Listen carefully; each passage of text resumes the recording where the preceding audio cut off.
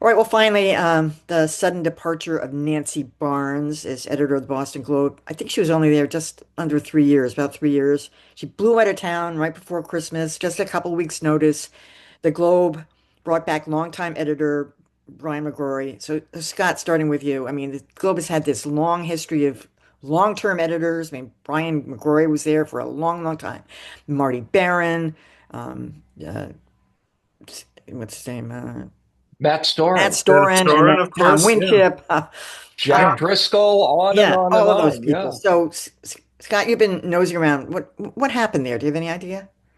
I mean, it's hard to, I don't think there is any, I mean, but maybe Dan has heard differently. It didn't seem like there was any like precipitating, like, issue or at least we don't know of one yet, or confrontation or just something that just blew up.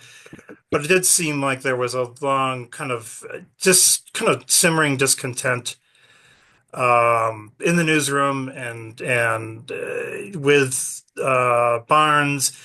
Uh, she had the perception, I mean, it may not be fair, but the perception among some people was that she just wasn't there enough, wasn't connected enough, wasn't really plugged into what was going on in the Boston area. It wasn't, and she lost some, very good reporters. Bob Oler retired, but he was a very good sports investigative journalist, and Hmm. she lost her managing editor, got recruited away to the Marshall Project, which is a kind of a really interesting media startup, and who might have been, a potential successor. So it felt like things were just, I mean, and you could see it on the site and you could see it on the website, and I've written about this. It felt like things were just somewhat adrift. And McGrory is very kind of more kind of like, rally the troops and Yes. jump in there, and it's a different style, and Okay. obviously is knows people around town, is connected with the local news scene. She had some experience years ago at the Lowell Sun, other places, but that was a long time ago, right? And she's done, Mhm. had very high level positions at other metro papers and an NPR. So it's hard to know, and it's hard to know what the dynamics are with the publisher and all the other pressures that she probably was under. But it sounded like something was brewing, and McGrory, I guess, says he's going to be back for 2 to 4 years, and may have been and it sounds like Linda may have reached out to him, A even while before ago. this, yeah, a while ago. So Hmm.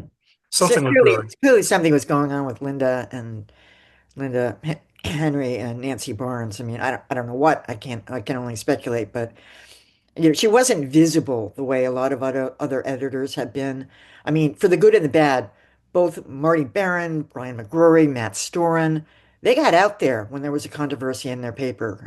Sure, Either defended it or they apologized or they explained it. And you know, I've seen Nancy Barnes, but I don't really think I would recognize her if I fell on her on the street. So sure. she wasn't as visible. That's for sure. Dan, what's your insight?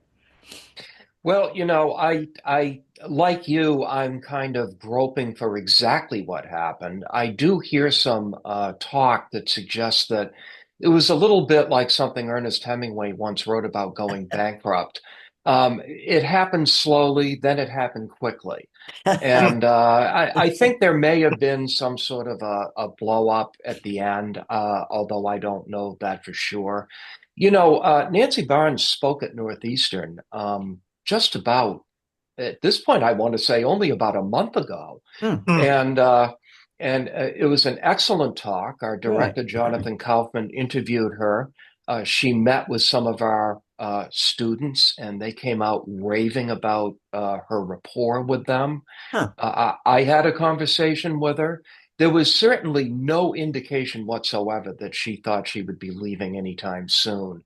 And then it was announced within a matter of days after that. I mean, it was pretty striking. And And I have to say, I agree with Scott that there was a sense that the Globe was a little bit adrift. Um, Linda Henry recently told the staff that their digital circulation was at 260,000.